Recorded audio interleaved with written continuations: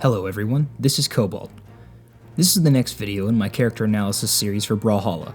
Stick around till the end to hear about entering the giveaway to win community colors, emotes, weapon skins, sidekicks, avatars, or even the battle pass, and voting for the next legends. And if you want to skip all this and get straight into the information, there's a timestamp in the description, and don't forget to subscribe so you can keep up with the release of your favorite legend. In these analyses, I wanted to focus solely on the character's signatures. Light attack combos are covered much more in depth than I ever could elsewhere and function pseudo-comparably for all characters of that weapon class. So I'm not going to be discussing the general neutral of the character with their weapons unless it pertains in some way to their signatures. Firstly, I want to give clear descriptions of the terminology I'll be using. Startup frames are the amount of frames that happen after a move has begun until the first hitbox of the move becomes active. Active frames are the duration of frames that the move contains hitboxes that can collide with your opponent. FAF, or First Actionable Frame, is the first frame available where your character is able to move again after the move has been started. For all of this data, I use the character's jump to display the first actionable frame. Lastly, On Miss refers to the move not connecting with an opponent, and On Hit refers to the move making contact with an opponent. I'm going to be doing my analysis today on the next voted in legend, Onyx. Onyx has been incredibly popular in the metagame recently after her introduction to the game, thanks to the buffs that were bestowed to Canon during that patch.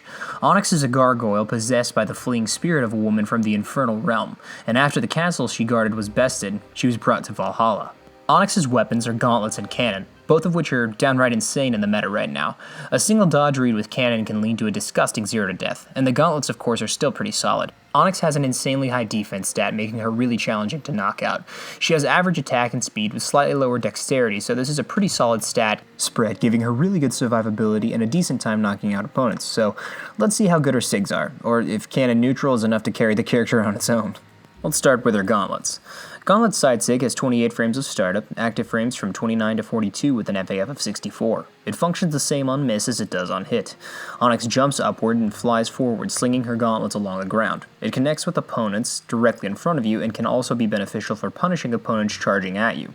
It's kind of a passive SIG in this regard, but there's no backwards movement. It knocks out at a decent damage, but has some pretty high startup as well as high FAF. It's not a bad SIG necessarily, and it covers some decent range, but she just has some better SIGs, so let's move on to those.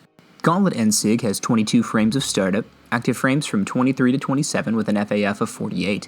It functions the same on miss as it does on hit. Onyx flies upward with a slash from her claws. The hitboxes on this are rather small and the range is limited.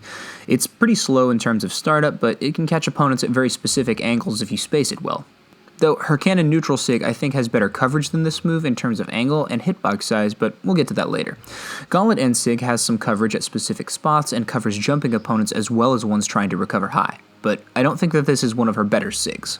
Gauntlet Down SIG has 16 frames of startup, active frames from 17 to 23 with an FAF of 49.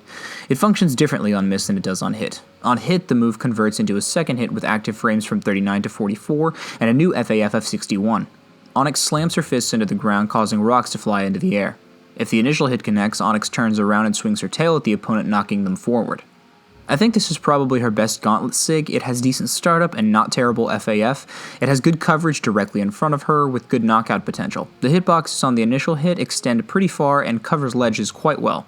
I like this SIG quite a bit. Next up is her Cannon. Cannon's side SIG has 20 frames of startup, active frames from 21 to 30 with an FAF of 55. It functions differently on miss than it does on hit. Should the move connect, it converts into a second hit with active frames from 45 to 54 with an FAF of 76. It's kind of similar to her Gauntlet Down SIG. Onyx slams her tail onto the ground, and as the move connects, it converts into a second shot from her Cannon. This SIG has average frame data, but it's definitely not bad. It has good coverage, the range on her tail covers is pretty large, though it doesn't hit opponents that are immediately in front of you. This move can be really useful for edge guarding thanks to his large disjoint and hitboxes. Cannon End SIG has 18 frames of startup, active frames from 19 to 28 with an FAF of 52. It functions the same on miss as it does on hit. Onyx crouches down and fires a large burst of fire from her cannon. This SIG covers approximately the same space as Gauntlet End SIG, but has significantly larger hitboxes and range. Given its enormous disjoint, it can be really useful for catching jumping opponents or ones trying to land on top of Onyx. It's also really useful offstage as a combo finisher after some of her Sarah recovery strings. It comes out pretty quick and has okay end lag. The SIG is pretty good, but can be situational. Cannon Down SIG has 22 frames of startup, active frames from 23 to 30 with an FAF of 59.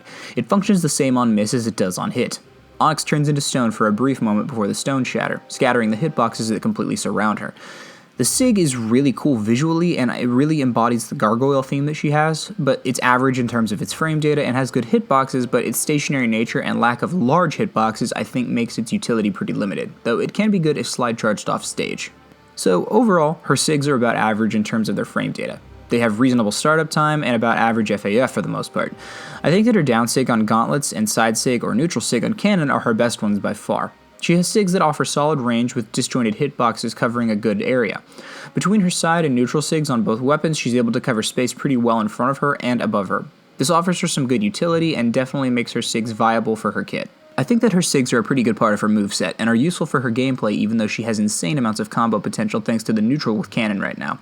It's going to be interesting seeing how the meta changes based on the Cannon, but currently she's a pretty solid threatening character and her SIGs definitely add to that. Today's code to put down in the comments is Goliath, along with your Twitter handle, and if you get that reference, I appreciate it. Apologies for the delay on the upload today. My computer's been having some issues, and I'm thinking about getting a new one. But tune in later today for coverage on the last Legend of the Week and comment to enter to win the giveaway. Check the description for the poll to vote for next week's 5 Legends. Later today is going to be the final video of the week, so I'll distribute the prizes to the winners, and the poll will be closed later this evening, so be sure to get your votes in. I'll be continuing this once a day, Monday through Friday, for the next 10 weeks until all 50 legends are covered. So, thanks for joining me on this ride, be sure to subscribe so you don't miss your favorite legend, and hope to see you back for the next one. Once again, I'm Cobalt, and thanks for watching.